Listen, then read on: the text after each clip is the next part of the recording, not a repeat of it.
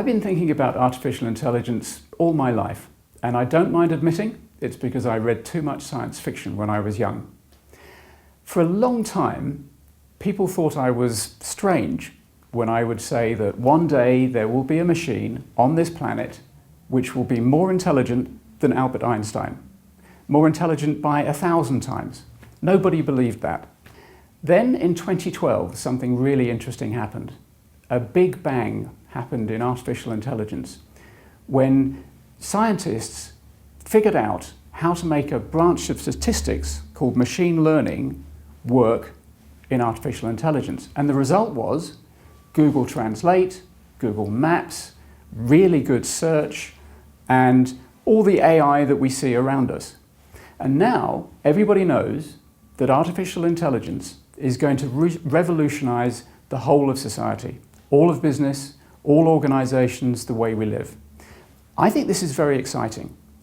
I think we all need to learn what AI is capable of and what today it isn't capable of, and we need to think about how we evolve with it, because there are some risks involved in AI. For instance, privacy is a big issue, transparency, bias, and we need to work out how much data we want to share, because big data is a big part of the way artificial intelligence works. It's what makes it so powerful. The other thing, of course, which makes artificial intelligence so powerful is the very, very capable computers that we have now. Most people probably know that the smartphone in their pocket has more compute power than NASA had when they sent Neil Armstrong to the moon. One phone has more compute power than all of those computers in Dallas back when they had a problem. And that's true, but it's actually out of date.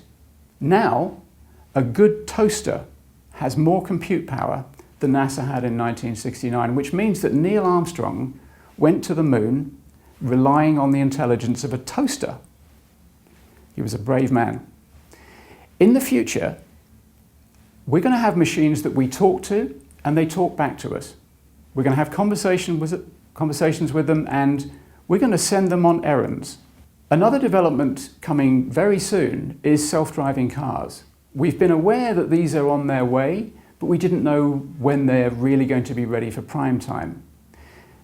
It's probably going to be within the next 5 years, and when they are available, they will take over the commercial fleet of cars very quickly.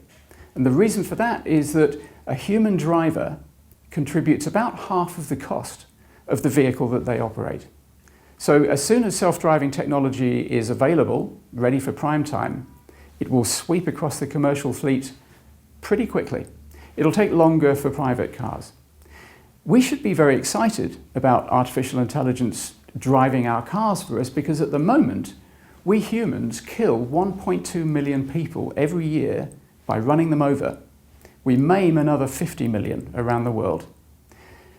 Road accidents is the biggest cause of death for people between 15 and 25 years old around the world. And self-driving cars will abolish that.